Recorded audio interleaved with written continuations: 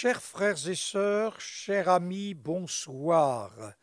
Vous êtes sur YouTube ADD Nantes et c'est aussi avec joie que nous allons ouvrir la parole de Dieu en cette soirée et demander à Dieu sa grâce, sa bénédiction, que nos cœurs soient ouverts et que nous soyons bénis en abondance.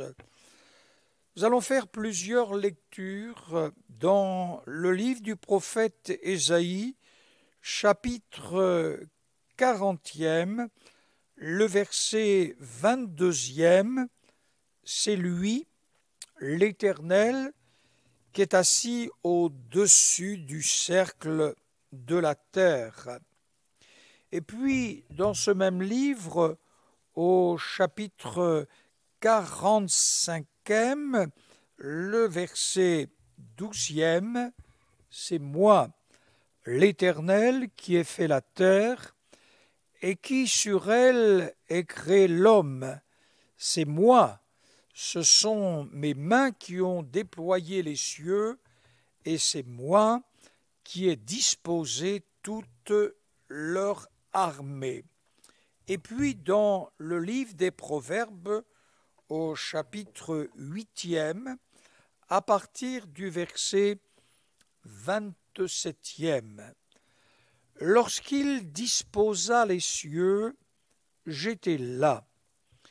Lorsqu'il traça un cercle à la surface de l'abîme, lorsqu'il fixa les nuages en haut, et que les sources de l'abîme jaillirent avec force, lorsqu'il donna une limite à la mer, pour que les eaux n'en franchissent pas les bords, lorsqu'il fonda les fondements de la terre, j'étais à l'œuvre auprès de lui, et je faisais tous les jours ses délices, jouant sans cesse en sa présence, jouant sur le globe de sa terre, et trouvant mon bonheur parmi les fils de l'homme.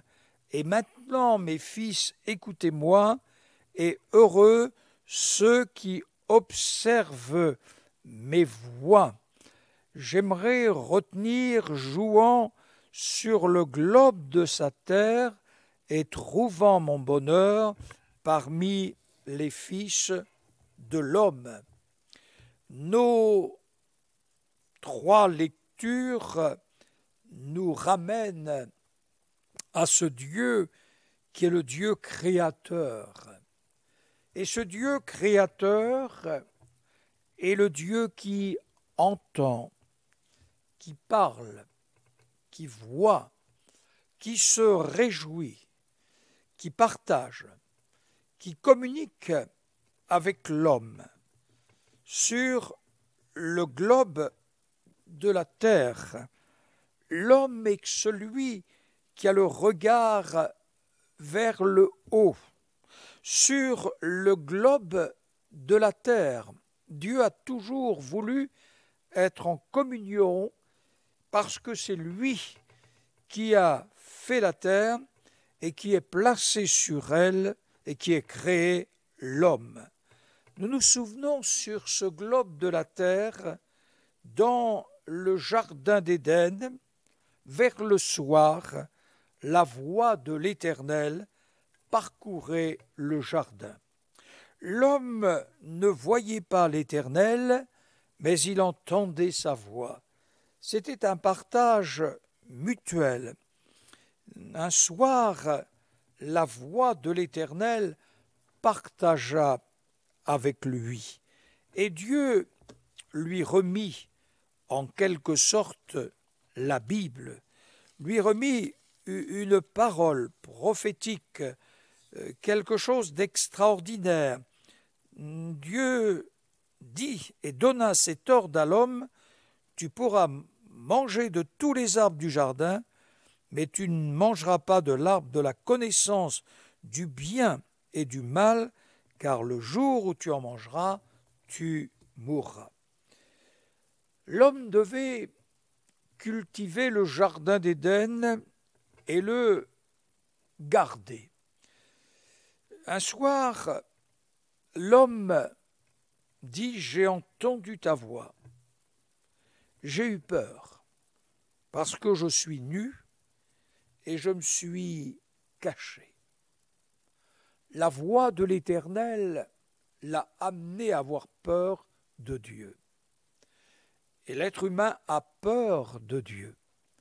Voilà pourquoi l'être humain, pour accéder à Dieu, veut passer par toutes sortes d'idoles, par toutes sortes de choses qui ne nous approchent pas de Dieu, puisque la Bible dit que Jésus est le seul unique médiateur entre Dieu et l'homme. Et donc, il dit, j'ai entendu ta voix et j'ai eu peur. Peur de la voix de Dieu. Et le pourquoi, c'est parce qu'il dit, je suis nu et je me suis caché. L'apôtre Paul, dans l'Épître aux Romains, chapitre 5, verset 12, l'origine du péché ne nous est pas révélée. Mais la Bible dit que c'est par un seul homme, le péché est entré dans l'humanité. Dans le livre du Deutéronome, au chapitre 32, verset 6, c'est le cantique de Moïse qui l'a écrit. Et suite à la rébellion du peuple, l'Éternel dit, est-ce l'Éternel que vous en rendrez responsable? Et le verset 5, à lui n'est pas la faute. Oui, nous nous tournons très souvent vers Dieu. Nous disons à Dieu, s'il y avait un bon Dieu, il n'y aurait pas autant de guerres, il n'y aurait pas autant de désastres, il n'y aurait pas autant de famines. Enfin, la liste est longue, les reproches que nous pouvons faire à Dieu. Le cantique dit, est-ce l'Éternel que vous en rendez responsable? À lui n'est pas la faute. Et je crois que c'est quelque chose de merveilleux de pouvoir dire et d'entendre la voix de Dieu, à lui n'est pas la faute. Dans nos relations humaines, parfois nous pouvons dire, oui, à nous la faute. Et parfois nous pouvons dire, à lui n'est pas ma faute. Et bien aimés, réfléchissons sur ce que Dieu dit. Vous me rendez responsable de certaines choses, mais à lui n'est pas la faute. Et sur le globe de sa terre, en Éden, le serpent était le plus rusé de tous les animaux des champs que l'Éternel avait fait. Il est présenté comme une créature, il est très rusé, il peut parler. La demeure du serpent était dans les champs et non dans le jardin d'Éden. L'homme n'a pas su garder le champ. Le serpent, qui lui est entré dans le monde du conflit, parce qu'avant d'être serpent, la Bible nous révèle qu'il avait les grandes responsabilités dans le ciel de gloire.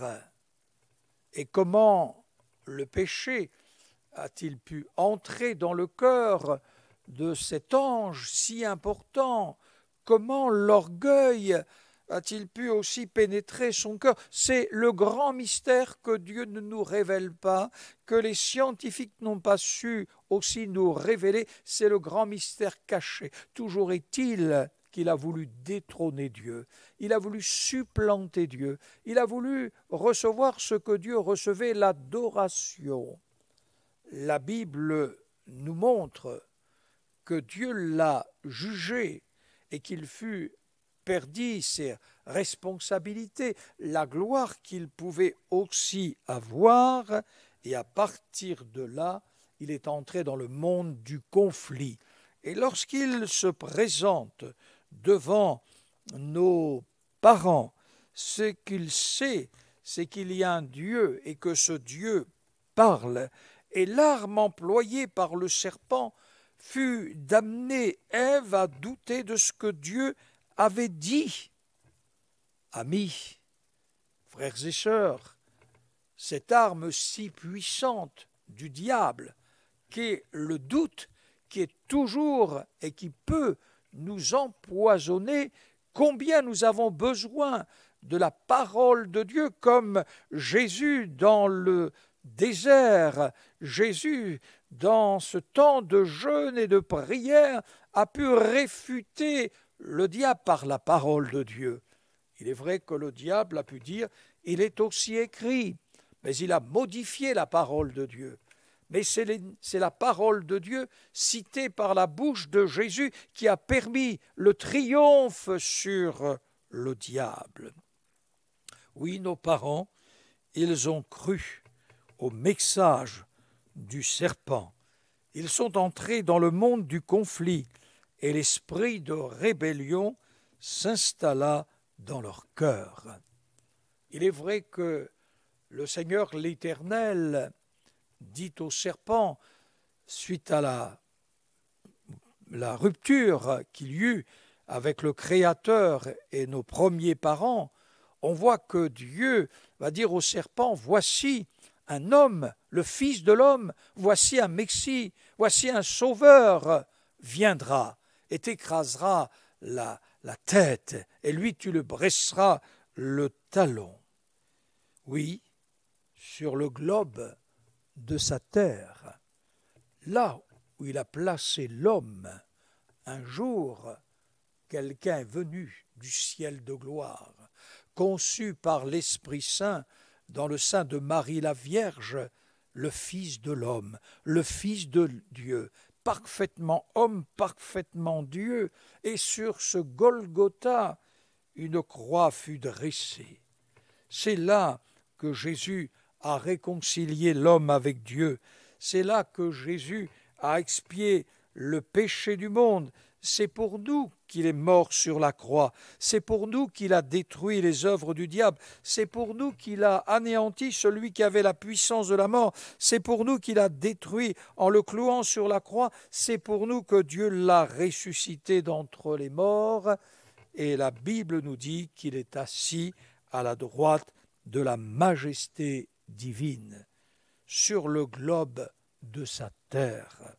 Nous sommes près de 7 milliards d'hommes et de femmes de toute langue, de tout peuple, de toute nation, de toute tribu, vivant soit en Europe, en Afrique, en Asie, vivant de par le monde entier, oui, sur le globe de sa terre. Dieu n'a jamais privé le monde de sa vérité. Dieu n'a jamais privé le monde de la lumière. Dieu n'a jamais privé le monde de la joie. La Bible dit, le Fils de Dieu jouant sur le globe de sa terre et trouvant mon bonheur, ma joie parmi les fils de l'homme.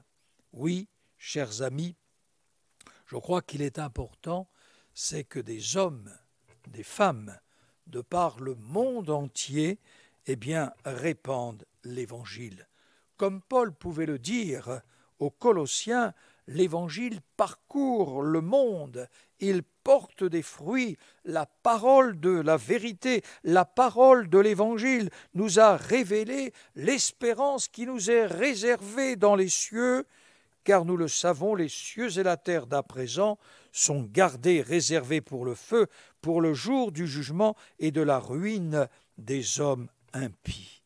Mais Dieu est celui qui nous a communiqué cette bonne nouvelle. L'Évangile a fait l'objet d'une préparation dans le cœur de Dieu. L'Évangile nous révèle son Fils unique et combien nous sommes heureux de voir que sur le globe de la terre, Dieu est celui qui est en train d'agir. Il sauve, il guérit, il pardonne, il renouvelle, il donne l'espérance dans le cœur. Des hommes et des femmes sont régénérés, sont transformés.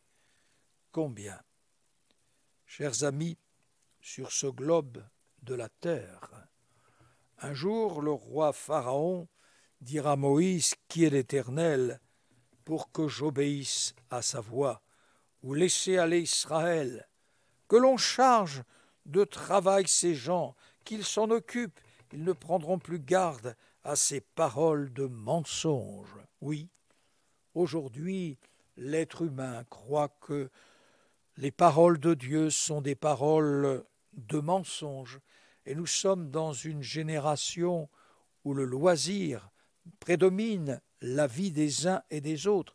Nous avons un style qui a beaucoup changé, et Dieu soit béni de ce que la vie des hommes et des femmes a beaucoup changé. Mais aujourd'hui, des cris que nous arrachent la détresse, la guerre, la drogue, la violence, la soif de vérité, le pardon, les angoisses. Oui, cette pandémie internationale, le coronavirus, qui nous frappe, qui nous blesse, qui nous remplit de crainte, où les centaines et centaines de milliers d'hommes et de femmes sont là en train de mourir. Combien nous voulons crier vers Dieu, nous voulons revenir vers Dieu et lui demander qu'il fasse miséricorde, grâce, qu'il protège les autorités gouvernementales qui sont en action 24 heures sur 24, et pour le bien de nous protéger, restez chez vous, et en nous protégeant nous-mêmes, vous protégerez les autres. Combien nous pouvons remercier le corps médical, les scientifiques, les professeurs de médecine, les médecins, le SAMU, les pompiers, les ambulanciers, les infirmières, les aides-soignantes, enfin tout ce personnel qui est 24 heures sur 24 pour nous soigner. Que Dieu les garde, qu'ils soient fortifiés intérieurement, psychologiques, devant le drame des hommes et des femmes. Oui, j'ai entendu, j'ai vu une infirmière qui s'est effondrée. Et nous sommes effondrés avec elle quand elle parle d'un homme qui a pu dire « Je meurs, et je meurs seul. J'avais pensé qu'un jour, en mourant, mes enfants, mes petits-enfants seraient autour de moi pour leur dire au revoir. Et là, il meurt, il est mort seul. » Combien cette épreuve, cette pandémie est en train de plonger vraiment l'humanité dans un désastre, dans un désarroi. Nous prions Dieu pour que ces choses changent. Oui, le prophète Amos disait que notre jeunesse avait la faim et la soif d'entendre les paroles de l'Éternel. Ils iront çà et là pour chercher la parole de l'Éternel et ne la trouvent point. Ô ce Dieu qui entend, qui voit, qui connaît, qui agit, ce Dieu qui a formé en son cœur un projet, veut le partager avec vous. C'est qu'il vous aime.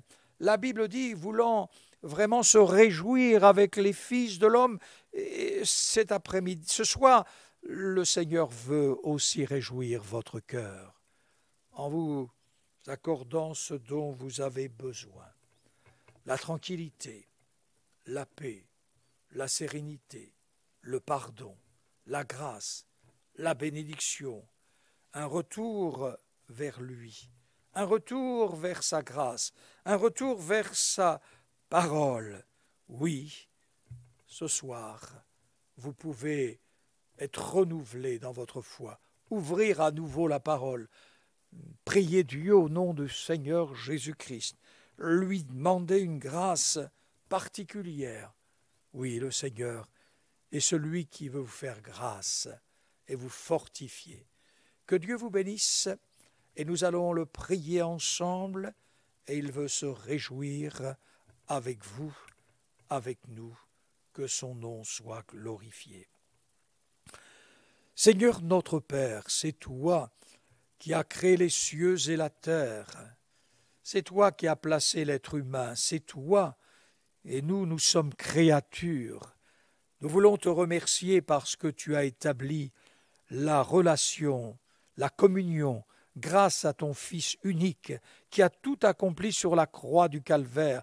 Son amour s'est manifesté et tu nous aimes d'un amour glorieux et merveilleux, et nous te prions de visiter nos cœurs, de visiter les âmes, de soutenir ce corps médical. Accorde-nous une grâce particulière au nom précieux de Jésus-Christ, et que nos cœurs soient malléables d'un retour vers toi, Oh, que des jeunes gens, des jeunes filles se détournent de la voie de perdition et viennent vers toi dans le nom précieux de Jésus.